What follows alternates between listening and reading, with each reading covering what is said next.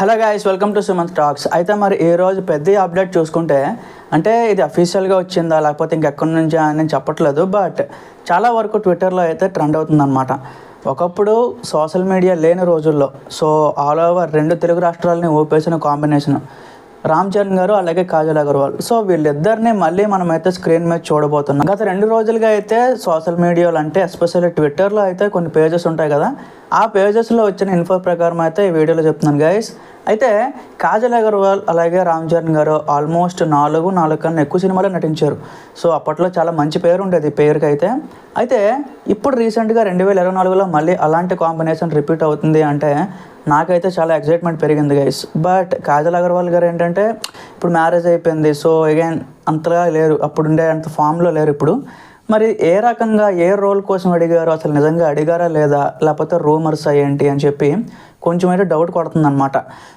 But again Kajal అగర్వాల్ని అడిగే అవకాశాలు కూడా ఉన్నాయి. ఎందుకు అంటే ఆ పేరు మళ్ళీ తీసుకురావడానికి, ఎందుకంటే ఈ కథ అంతా జరిగేది 1980 లేకపోతే 70 ఆ కాలంలో జరిగే స్టోరీ కాబట్టి మేబీ ఆ కాలంలో డిమాండ్ చేసే రోల్ ఏమైనా ఉండొచ్చేమో, అందుకే అడిగారేమో అని చెప్పి నేనైతే అనుకుంటున్నాను అనమాట. బట్ అగైన్ ఒకవేళ అడిగినా సరే డ్యాన్స్ నెంబర్స్ ఇవన్నీ కూడా ఎక్స్పెక్ట్ చేయకూడదు.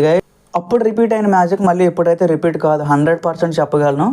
బట్ ఇందులో మనకి జాహ్నవి కపూర్తోనే మ్యాక్సిమం డ్యాన్స్ నెంబర్లు కానీ ప్రతిదీ కూడా డ్యూయట్ సాంగ్స్ అంతా కూడా ప్లాన్ చేసుకున్నారు. ఆల్మోస్ట్ 6 సాంగ్స్ వరకు ప్లాన్ చేసుకున్నారు అనమాట.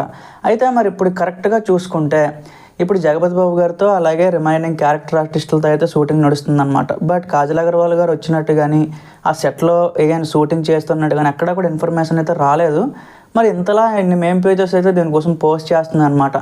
నా వరకు అడిగితే ఇది మ్యాక్సిమం ఫేక్ న్యూస్ గైస్. ఒకవేళ ఒరిజినల్ అయినా సరే కొన్ని సోర్సెస్ ఆఫ్ ఇన్ఫర్మేషన్ నుంచి అయితే రాలేదు. ఒకవేళ వచ్చినట్టుంటే ఖచ్చితంగా నేను పోస్ట్ చేస్తాను. బట్ ఇలాంటి ఫేక్ న్యూస్ అయితే నమ్మొద్దు. జెన్యూన్ అప్డేట్స్ కోసం నా ఛానల్ అయితే ఫాలో చేయండి గైస్. Thank you.